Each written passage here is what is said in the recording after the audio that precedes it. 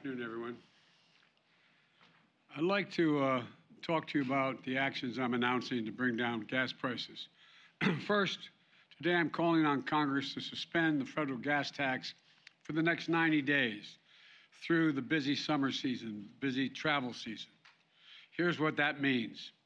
Every time you go to the gas station to fill your tank, the federal government charges an 18-cent tax per gallon of gas that you purchase and a 24-cent tax per gallon of diesel you purchase. It's a tax that's been around for 90 years. It's important because we use it for the Highway Trust Fund to keep our highways going. But what I'm proposing is suspending the federal gas tax without affecting the Highway Trust Fund. And here's how we do that. With the tax revenues up this year and our deficit down over $1.6 trillion this year alone, we'll still be able to fix our highways and bring down prices of gas. We can do both at the same time. By suspending the 18-cent gas tax, federal gas tax, for the next 90 days, we can bring down the price of gas and give families just a little bit of relief. I call on the companies to pass this along, every penny of this 18-cent reduction to the consumers. There's no time now for profiteering. There are a number of other proposals by Democrats in the House and the Senate, and I hope my call for action can help move those proposals forward as well.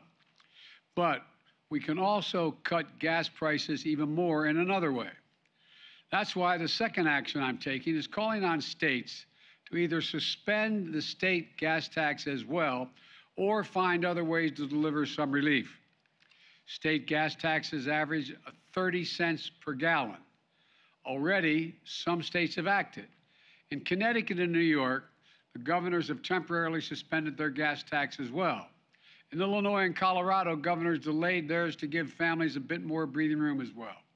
In Minnesota, Governor Walz proposes using state budget surpluses to give households a rebate that will help them pay for gas at the pump or other essential needs.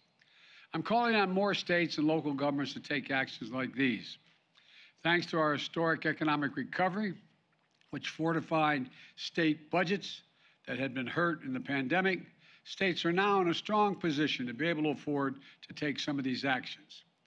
Now, I fully understand that a gas tax holiday alone is not going to fix the problem, but it will provide families some immediate relief, just a little bit of breathing room as we continue working to bring down prices for the long haul.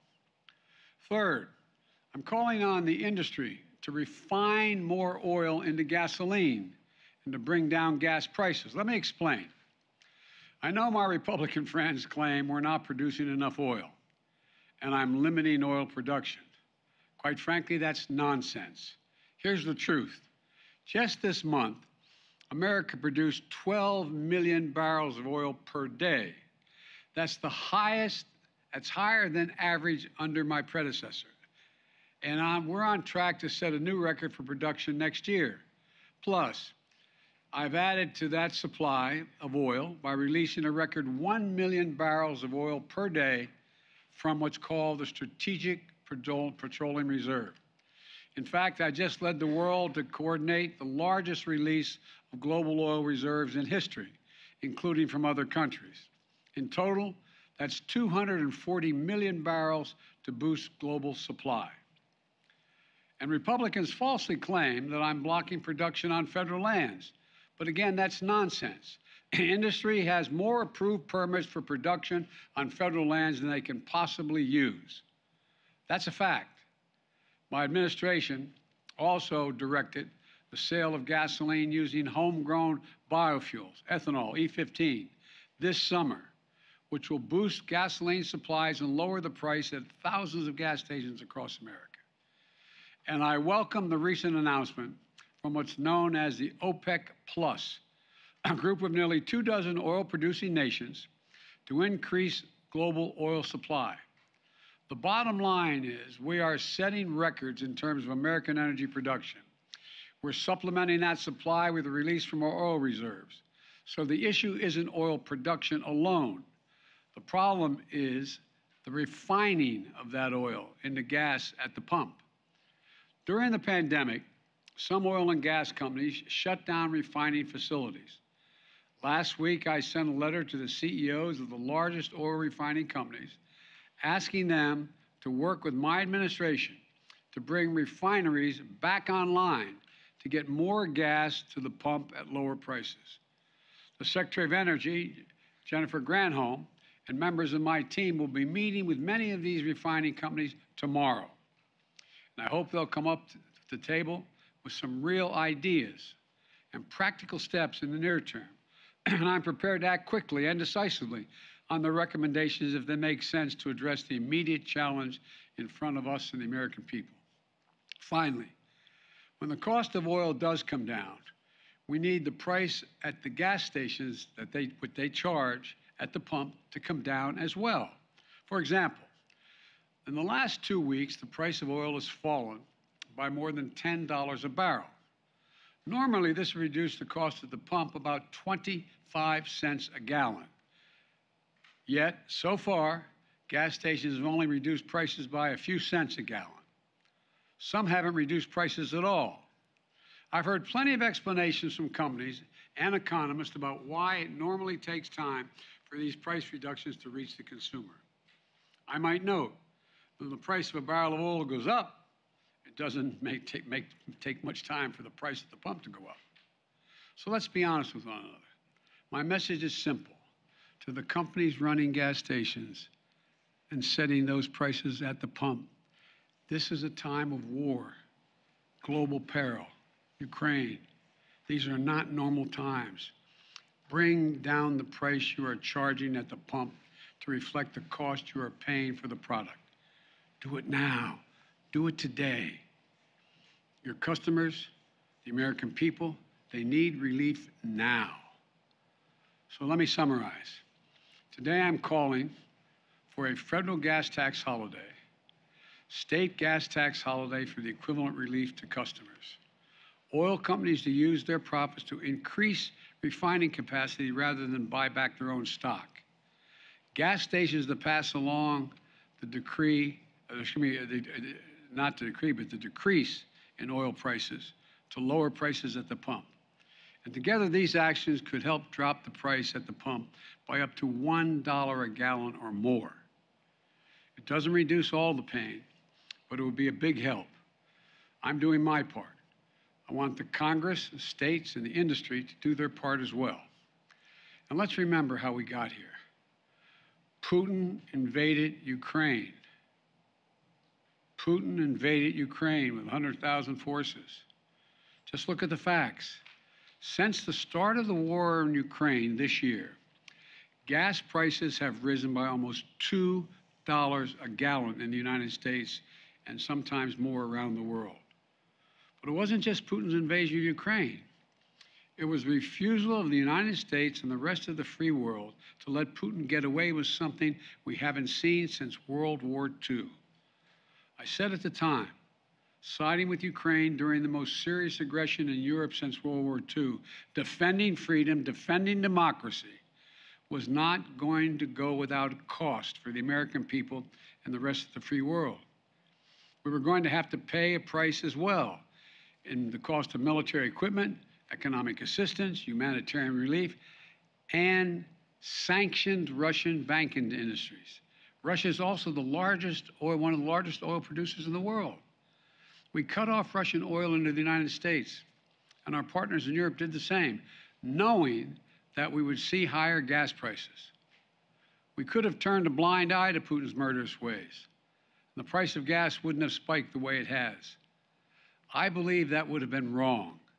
I believe then, and I believe now, the free world had no choice.